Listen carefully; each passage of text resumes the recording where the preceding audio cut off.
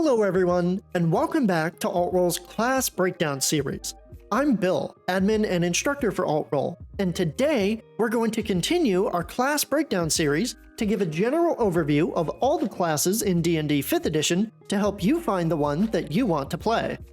Today, we're going to recap the Artificer class, masters of invention that channel magical power into their tools to create magical artifacts.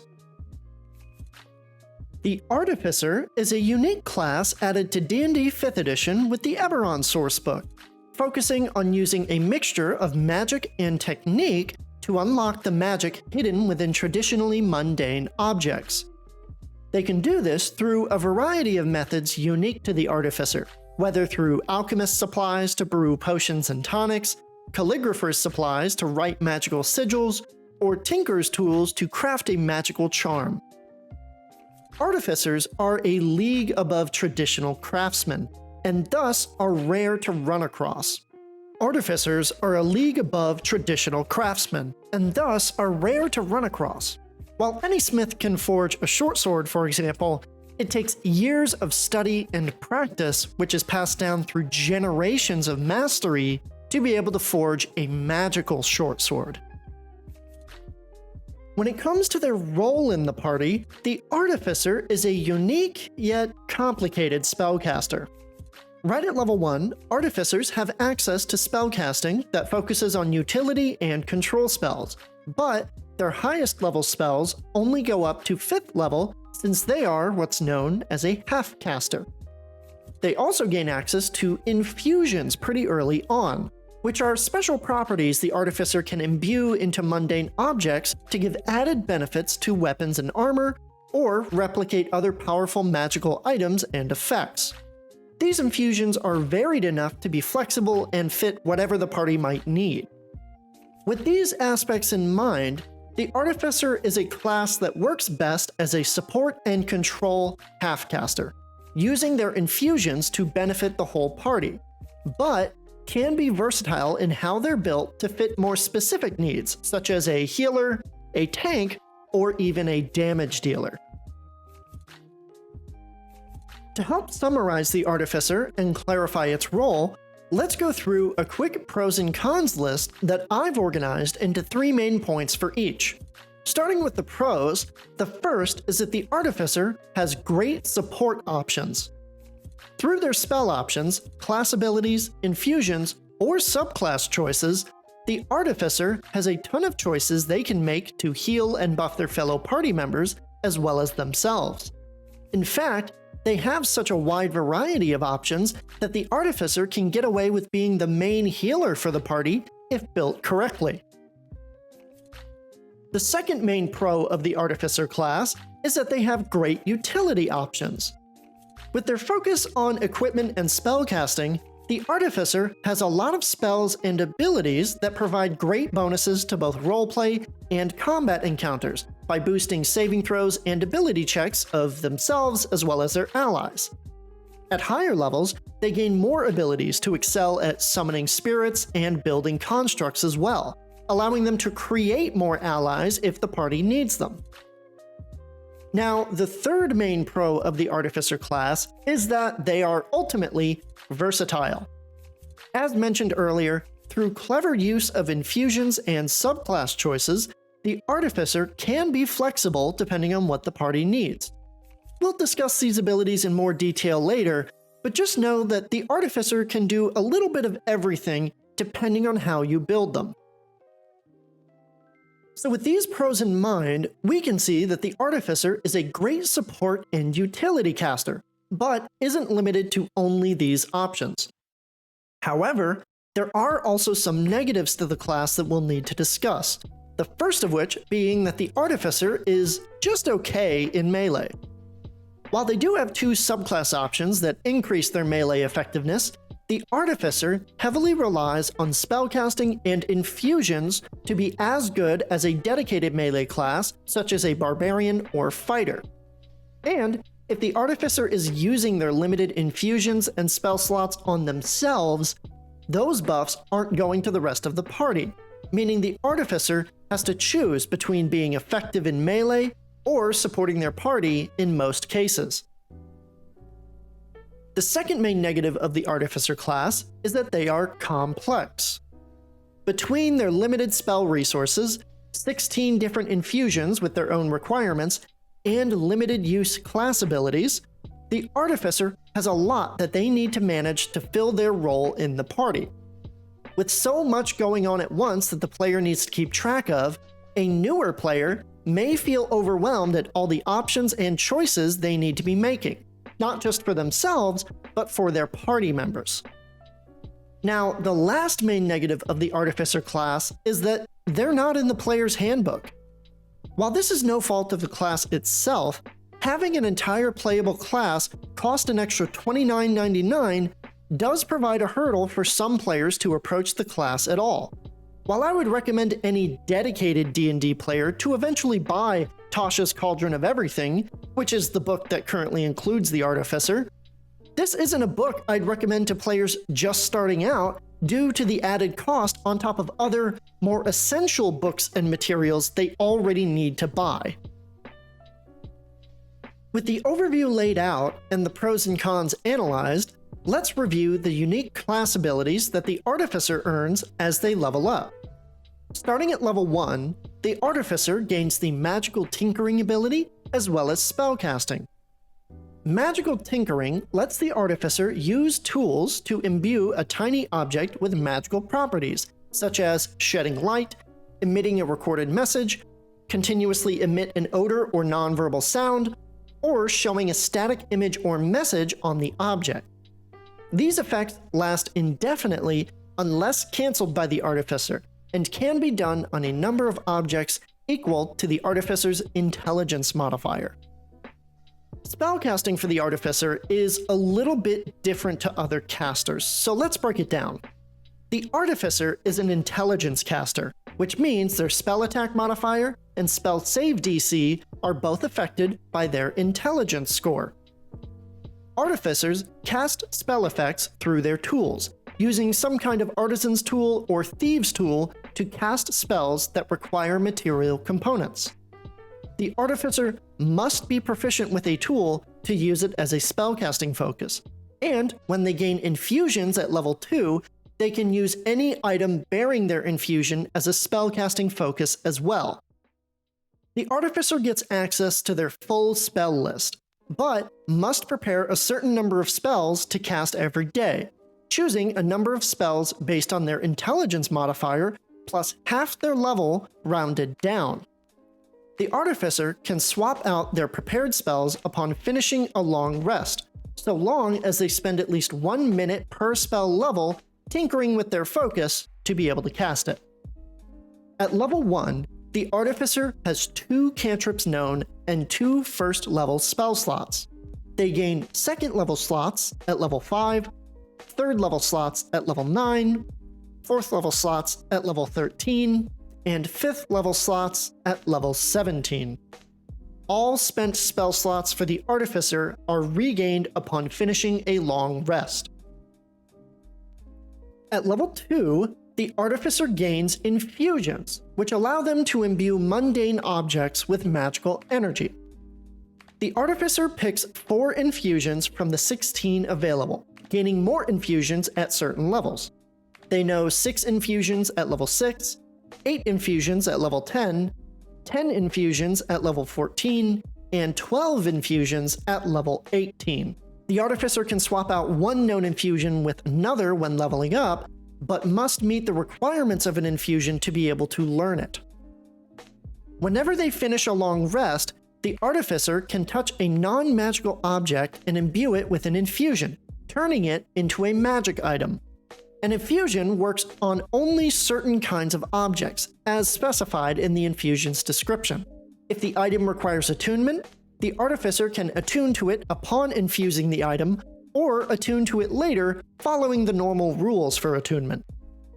Infusions last indefinitely, but can be removed from items if the Artificer is killed, or if they forget the infusion for another one when leveling up. Multiple items can be infused per long rest, as shown in the infused item column on the Artificer table. One infusion can only be in one object at the same time, and one object can't bear more than one infusion. At level 3, the Artificer chooses a specialization and gains the right tool for the job ability. The Artificer's specialization, aka its subclass, details what type of work the Artificer is best at. They gain a new specialization feature at levels 5, 9, and 15. Specializations will be discussed in more detail in a later section. The right tool for the job ability lets the Artificer spend an hour with Thieves' tools or Artisan's tools to magically create another set of Artisan's tools. At level 4, the Artificer gains their first ability score improvement. Ability score improvements add +2 to 1 ability score or +1 to 2 ability scores, up to the soft cap of 20.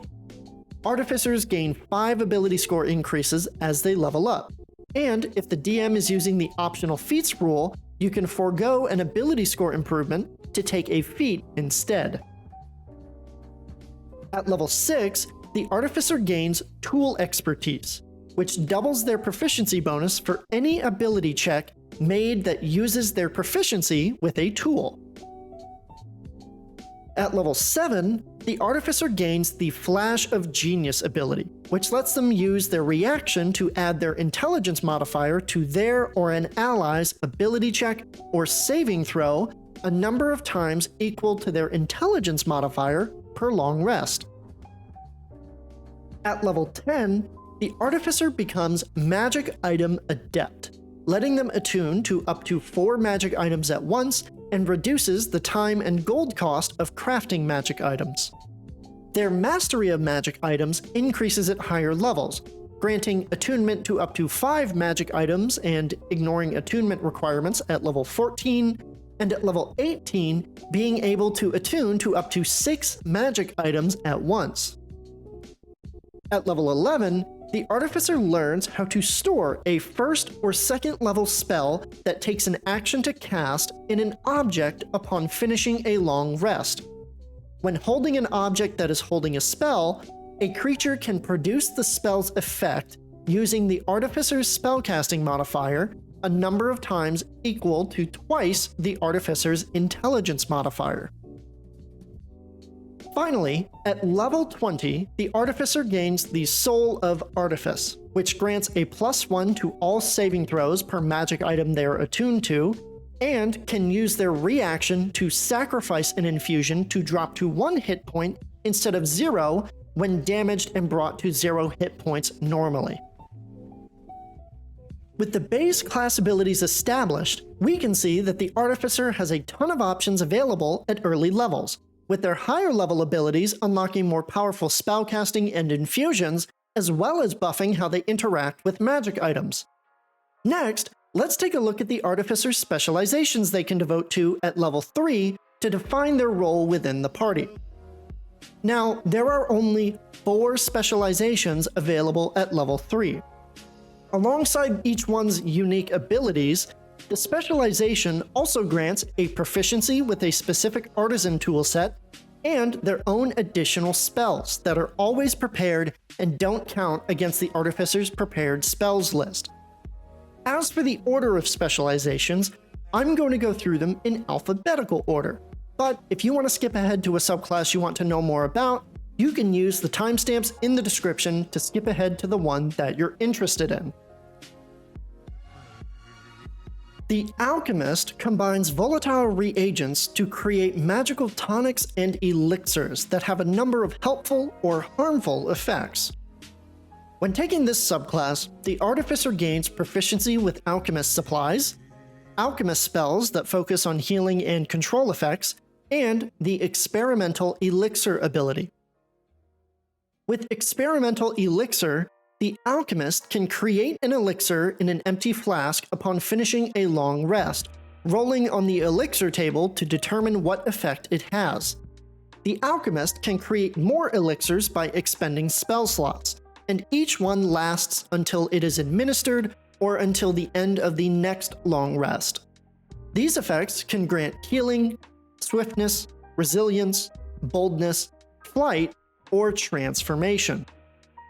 Further levels in this subclass grant a bonus to healing or damage spells cast through Alchemist supplies, the ability to grant temporary hit points or cast the effects of greater restoration on creatures who drink elixirs, and eventually grants resistance to acid and poison damage, immunity to the poisoned condition, and the ability to cast the greater restoration and heal spells without using a spell slot once per long rest, so long as they are using Alchemist supplies.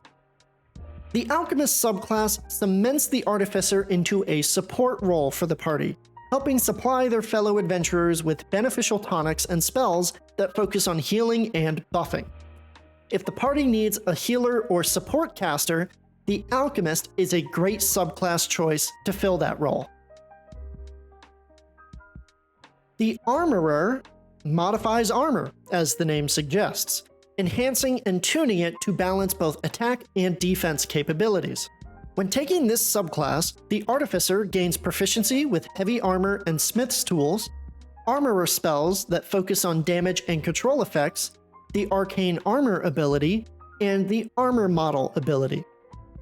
Arcane armor lets the Artificer use smith's tools to turn armor into arcane armor as an action, granting benefits like removing strength requirements, making the armor a spellcasting focus, fusing the armor to the Artificer so that it can't be removed against their will, and allowing them to don or doff the armor as an action.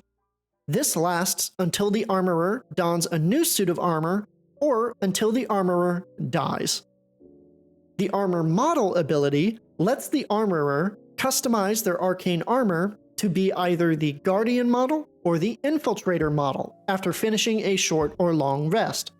Each model has their own special weapons and features, but Guardian focuses on a frontline specialization, whereas Infiltrator focuses on stealth and mobility.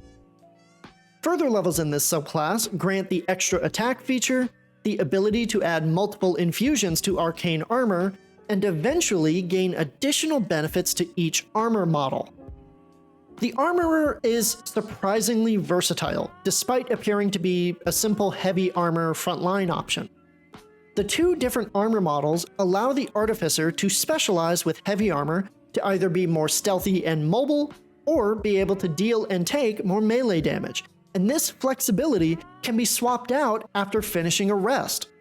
This versatility makes the Armorer a great choice for Artificers who want a more melee-focused, flexible frontline fighter. The Artillerist focuses on long-ranged casting, using magic to hurl projectiles and explosions across the battlefield. When taking this subclass, the Artificer gains proficiency with Woodcarver's tools, Artillerist spells that focus on defensive and damage effects, and the Eldritch Cannon ability. Eldritch Cannon lets the Artificer create a small or tiny magical cannon using Woodcarver or Smith's tools as an action. There are 3 types of cannons that can be made: a flamethrower that exhales fire in a 15-foot cone, a force ballista with immense range that damages and pushes enemies, and a protector that grants allied creatures temporary hit points within its range. A cannon can be created once per long rest, but the Artillerist can expend a spell slot to do it more times before long resting.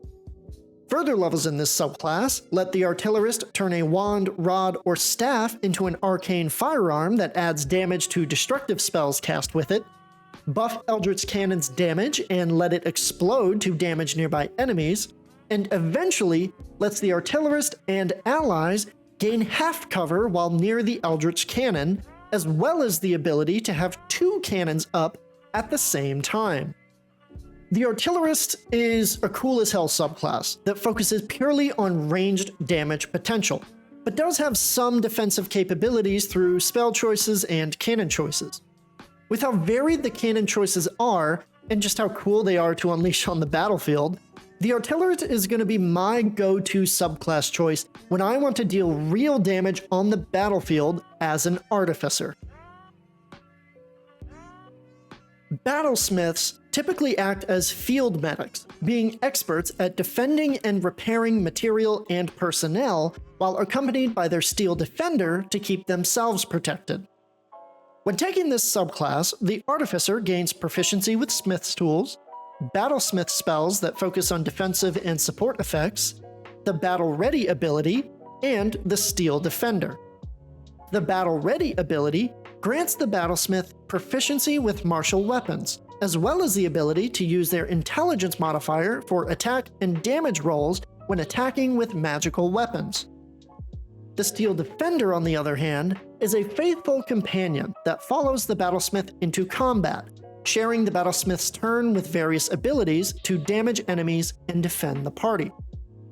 Further levels in this subclass grant the Battlesmith the extra attack feature, the ability to add extra force damage or heal an ally whenever they hit an enemy, and eventually a buff to the extra force damage, a buff to the Steel Defender's armor class, and a damage reflection onto enemies who target the Steel Defender in combat.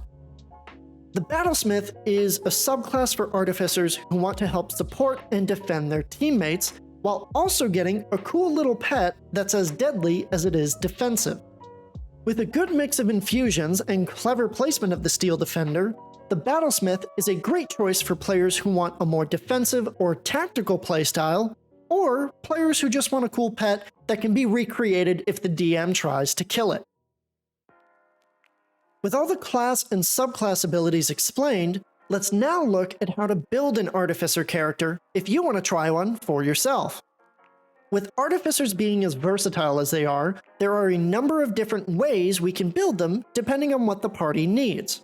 For this example, let's focus on building a level 1 Artificer that will eventually become a Battlesmith, which means we'll need to focus on spellcasting prowess and tankiness. For ability scores, the Artificer's highest ability score should be Intelligence, to increase their spell attack modifier, spell save DC, and attack and damage rolls with magical weapons once we take our subclass. Our second highest ability score should be Constitution, to maximize our health pool since we won't be starting with great armor. Our third highest ability score should be Dexterity, to boost our attacks with finesse weapons in the early levels, as well as our armor class with light and medium armors, but the max that we'll need for this is just a +2 Dexterity bonus. The rest of the ability scores can be spread out as you see fit based on what you have available. Starting health is up next, and to determine the Artificer's starting hit points, you simply take 8 and add your Constitution modifier to it.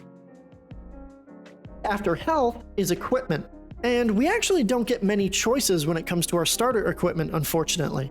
As such, we'll be taking any 2 simple weapons, preferably finesse weapons like daggers, a light crossbow and 20 bolts, a good ranged option, scale mail, which gives us an armor class of 14, +2 from our dexterity bonus to 16, but disadvantage on stealth checks, and thieves' tools and a dungeoneer's pack, which act as a good starter spellcasting focus and a bunch of useful adventuring equipment, respectively.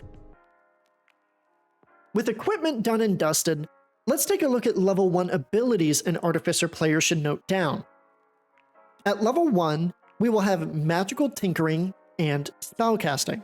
For the purposes of these abilities, let's assume that we have an Intelligence modifier of +3. For Magical Tinkering, we should note down that it requires an action to do, requires tools of some sort, and the 4 different magical properties we can bestow onto an object.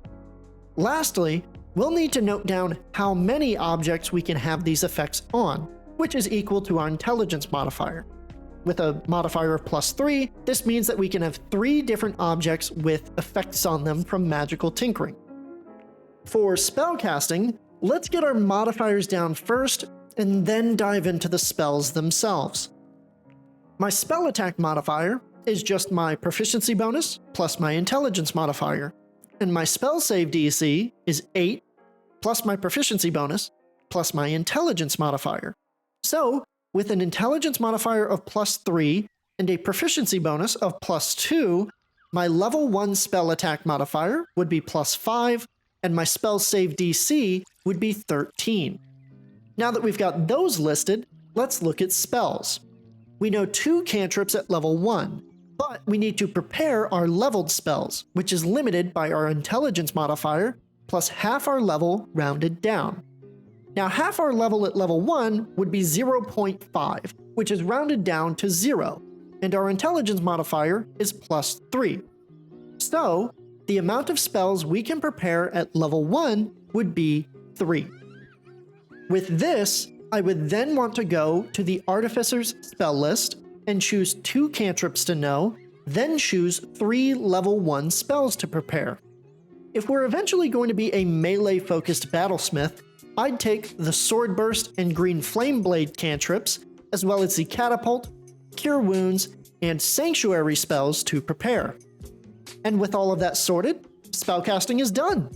These spells give me a mix of offensive and defensive capabilities. And remember that the Artificer can swap out prepared spells every long rest, so don't be afraid to try out new things if what you already have prepared isn't working for you. With all the ability scores, equipment, and level 1 abilities laid out, we have a level 1 Artificer ready to go. And that is everything you need to know about the Artificer class in D&D. A versatile half-caster that can work as a support, tank, or damage dealer depending on what the party needs, all accented by their tinkering and infusions to buff up themselves and the party. Now personally, I think the lore around how their spellcasting is just them tinkering and making items to cast spells adds a ton of roleplay flavor to the Artificer that you just can't get with any other class. But what do you all think? Is the Artificer a great flexible class with cool roleplay opportunities? Or do they not have enough options at higher levels to make them worthwhile? Let me know in the comments below, or join us over on the Altrole Discord, which is linked in the description, to discuss it with the community. While you're there, feel free to say hi and check out our live courses that we run every week for free that cover any and everything you could possibly need to know to play D&D. If you want to help support the server and this channel, you can also check out our Ko-fi page in the description. We'll also be hosting another poll to vote on which class you all want to see broken down next in the Discord, so head over there before the poll closes this Sunday. Our last poll determined that the next class breakdown is going to be on the Rogue class, so prepare an edgy backstory and equip some daggers for next week's video. But that is everything I had. Thank you so much for your time today. I appreciate all of you supporting us here, and have a wonderful rest of your day. I'll see all of you next time.